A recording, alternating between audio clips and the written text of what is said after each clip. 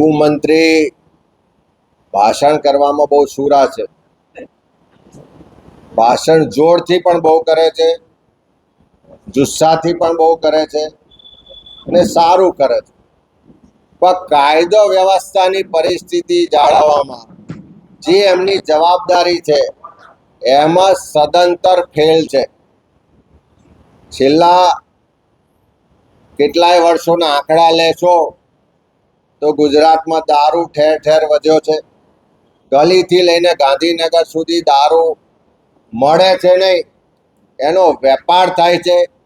પહેલાં કદાચ બોટલ આવતી હતી કે પેટી આવતી હતી, હવે કન્ટેનરો આવે છે. પહેલાં ડ્રગ્સ કદાચ ચોરી છુપી આવતું હતું, હવે ડ્રગ્સનો પણ મોટે પાયે વેપાર થાય છે. પહેલાં લેન્ડિંગ હબ બન્યું, હવે મેન્યુફેક્ચરિંગ હબ છે. હવે એક્સપોર્ટ કરવા સુધીનો ડ્રગ્સનો વેપાર ગુજરાતમાંથી ચાલે છે. એમાં પણ આ સરકાર સદંતર નિષ્ફળ છે. બહેન દીકરીઓ સલામત છે.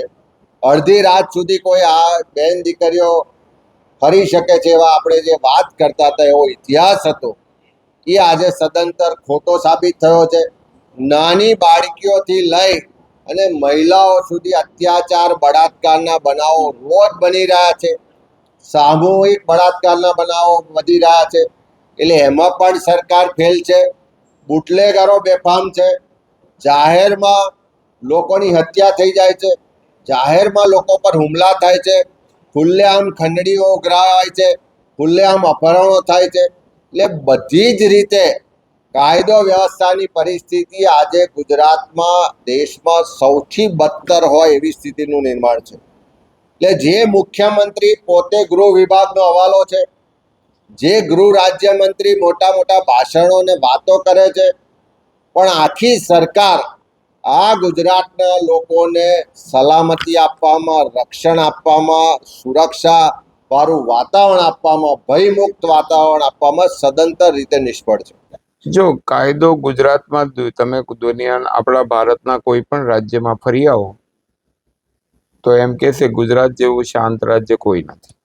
આનાથી મોટું સર્ટિફિકેટ બીજું તો ના હોય. હમણાં નવરાત્રી ગઈ, દીકરીઓ રાતના 3-3 વાગે આવી ઘરેણા પહેરીને.